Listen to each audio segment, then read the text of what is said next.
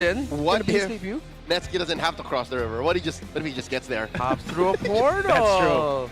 Okay, now I'm starting to see some ideas here. What if Omega. Perks calls in the Bifrost? Yeah. I mean, the tough thing is it's still going to be a difficult trade in the mid. But then if you can just, temper that, don't get your flicker forced out or anything. You just don't fight. Yeah, just no fight. Just, play like Chip, man. Just relax. Take it slow. Munch down. Yeah, munch down on some chips. In the Lapu Lapu. Yeah, and it's a gold lane Freya. Okay, this is going to be weird because you don't want to be chill and relax with your comp. You want to play this fast. They do have basic attack and Kimmy in the end, but now you're up against a Leomord. So now it goes back to the idea of Omega. It feels like they're getting dragged between multiple schools of thought of like, how do you want to play this? Do you want to be more calculated, play it slow, play through the chip? But you have a Lapu Lapu in your EXP lane and a gold lane Freya. Do you want to play through your side lanes? It's like, they're overloaded again. I think it's completely in contrast to what they could do in game one, though. So maybe that's going to work in their favor if they can make it work for them, having all those options, all those possibilities that could happen with this kind of draft. Because yes, this will be the first time that we see Chip come through in Season 17, who is still one of those roamers where you don't see too many teams pick it up. That's one of the things. It's more of a niche kind of preferred hero for certain players, certain teams in the league right now. But also having that Freya, having the Suyo and stuff there, that damage profile that they bring to the table could help them. And then Lapu Lapu, though, his main responsibility is like tanking up a ton of that damage to be able to get the crowd control off if he can. And so that's what Renmar's saying here. There's just so many things that this lineup can do, and we'll see if they're able to pull it off here. We jump into game 2 of this best of 3 series on our opening a day. Let's see if we can go to a game 3. In before the action unfolds, Omega doing well to not engage the very high damage output duo. Yeah. But also, we're down to one hero just basically being peeled. That's the Lapu Lapu. Chip can't do that. Chip is like a Hilda who has to weave in and out. Yeah. Really just time your enhanced basic attack, so little stunts that he can dish out. Initiate, then get out. And then get out. I feel bad for James in this one, man. He has so much on his plate. His timing, Omega picked a really difficult road. It's not impossible, but again, it's...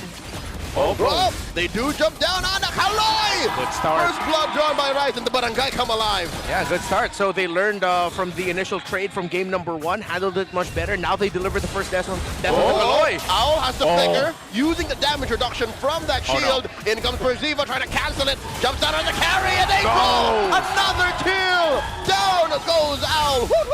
And that is a great start to what Omega needs to do with this kind of lineup that allows them to go ahead and make plays like that. So way better than game 1. You have now some momentum. It's not anything crazy this early on, but it should definitely put you in a better position for the first hurdle.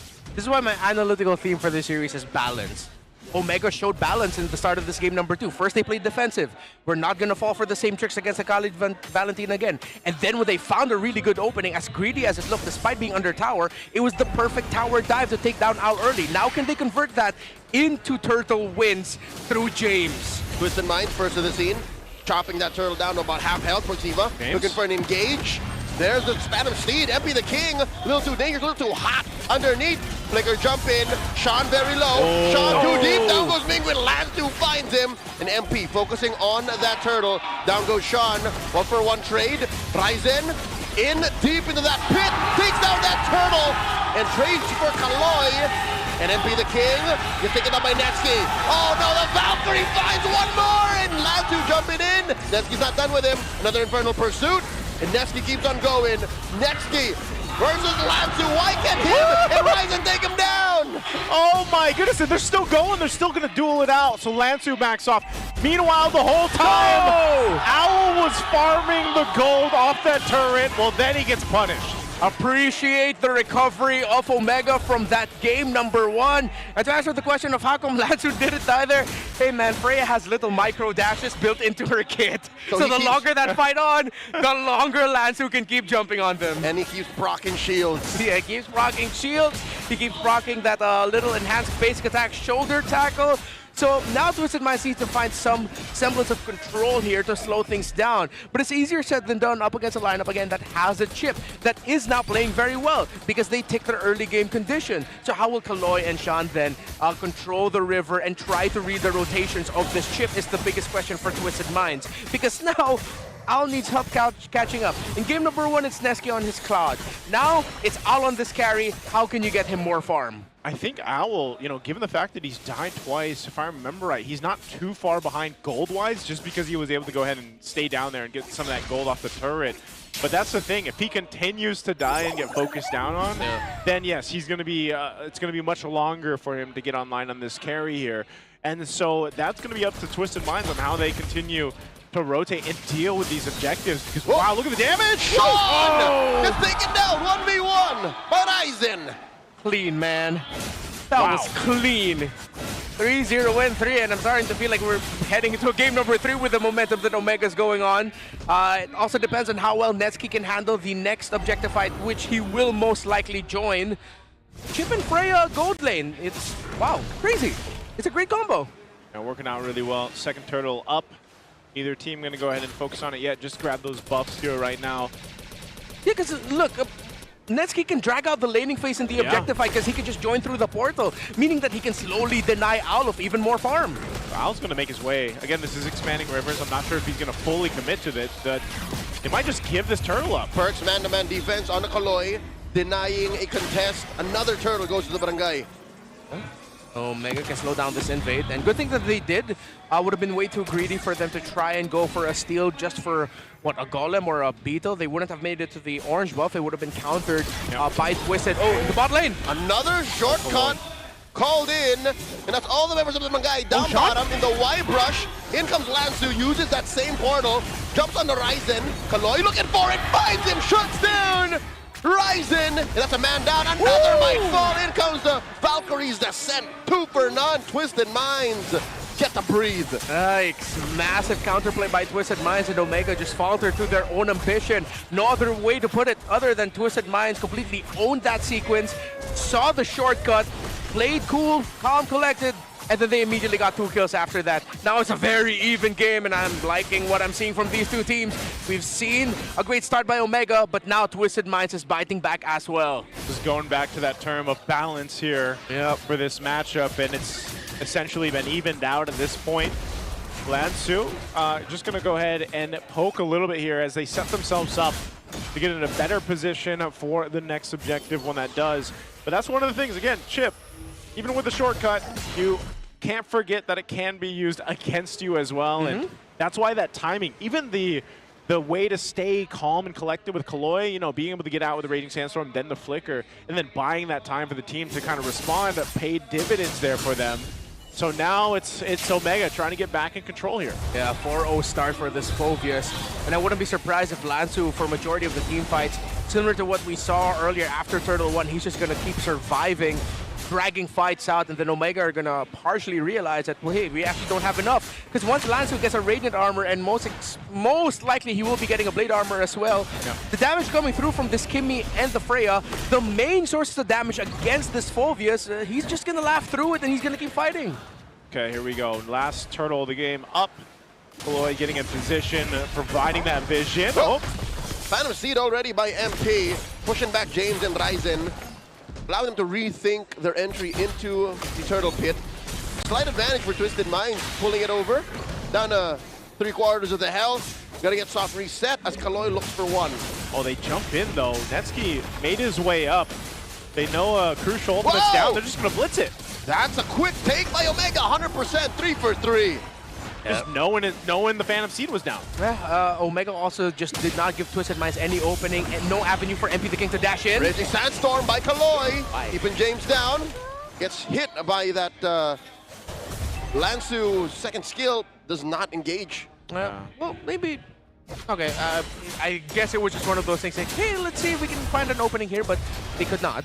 So, still slower, more methodical pace. Ryzen now up to a War Axe. As for the gold laners, they're still... Oh. Okay, I thought Kaloy would try to force something out here, maybe perk Ziva. I think that's Oh, what he That's is. the flicker, and the shortcut. In comes the rest of the barangay. You can almost see the shot call, and Ryzen jungle. here drives through that shortcut. Close call could have been came down by MP and Sean. Yeah, sometimes when there's a chip in play, you've got to look in multiple places when things are happening here. So they want to go ahead and get this turret down. They want to take this tier 1 up top. Twisted is just trying to put so much work into this, but Omega's doing a great job at defending up here. Okay. DXP not that far apart, Gold not that far apart as well. One level ahead is Ryzen. For MP the King's item still on the way to his second. Already has the War Axe. So it's a slight gold lead here for Ryzen Suyo. Okay. All the meanwhile, Owl's been farming up, catching back up into this game here. Divine Glaive now locked in for Sean. This is usually what we see as a second item for the Valentina. So in just a bit, the positioning, the fight for that Lord space is going to be happening here. Oh, That Twisted Minds have given up on this tier 1 up top. yeah. Kind of it just seems like they don't have much of a plan to really do anything just yet. A lot of this has been kind of respecting what Chip can do at the same time, and you don't want to overcommit them, overcommit on that side of the map, especially before this Lord comes up. Now that it's spawned in, so Omega's going to go ahead and just start this up. Are we actually going to see Twisted try to do something? Another blitz coming through. Lord at a fourth of its health. Kaloi looking for an engage. Ryzen secures. Double to the other side. Netsky with the Valkyrie's descent already. Mingwin very low. The shortcut. He jumps right through it. He gets it. He's saved, but Perkdiva falls. So does Ryzen. Double kill. Great post-Lord take fight by Twisted Minds. The chip portal actually helped Lansu. He was sending back members of Omega, and just when it got too risky for him, he got out with the shortcut and ended up with the rest of the team. So you actually saw the angle. Twisted Minds were already setting up that post-objective take from the start because of the advanced positioning of Lansu. They knew they wouldn't get that turtle, but they knew that they could get a chance to get kills afterwards, which they did. Hey, chip happens. Chip happens. Sometimes you're like, oh, what? Could have got, Mingwin got away with it, but the rest of them, not really. So this will lead to what? A nothing Lord.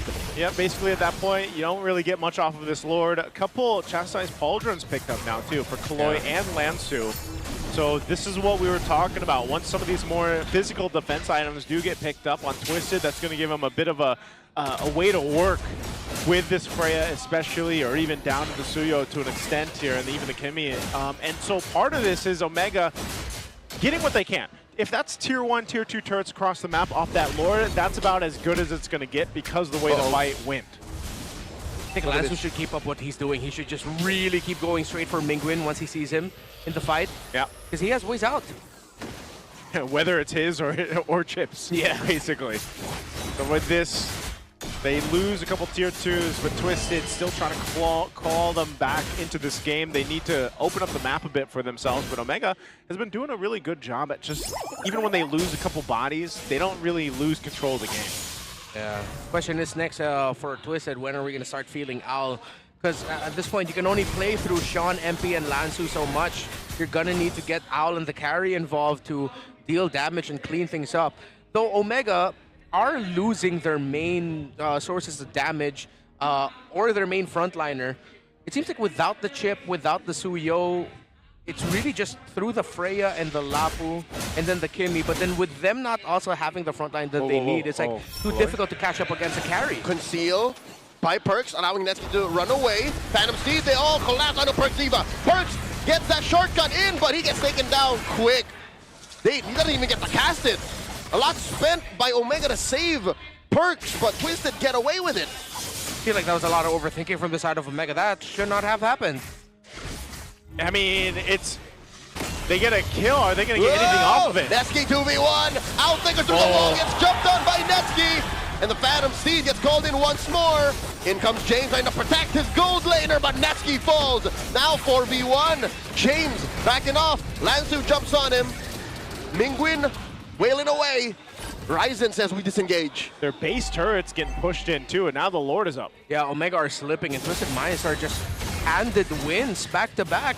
They will get advantage for the Lord, but then MP the King still has to go through his rotations, purple to orange. They can't go for the slow start just yet. Netsky in 10, Ryzen is up. contestable, but I think Omega should just look for a steal angle while Twisted Minds, they need to blitz it. No, Perks is here, so they can just bring Netsky to the fight. This Yeah. is a good look for Omega, I'd say. Give Twisted Minds a false sense of security. Lord at about half health, Mingwin. Still pew-pewing away. Lord gets a soft reset. They gotta respect that shortcut. Yeah, this is tough for Al too. He doesn't have flicker, so he picked up the wind of nature. So there's going to be a fight anyway. Phantom Steed, MP, traction pulse. Can Ryzen survive? He's okay. MP at half health, Mingwin still blasting at Kaloy. Owl holds on to the Lord. Kaloy takes the time, quick sand guard. Netsky escorting a huge wave down bottom.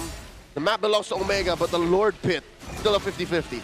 Omega playing the macro here right now. There's no response other than send Owl there to kind of deal with this wave push. So they held the Lord, and right now Omega has control. Uh-oh. Lord down to a tenth of its health.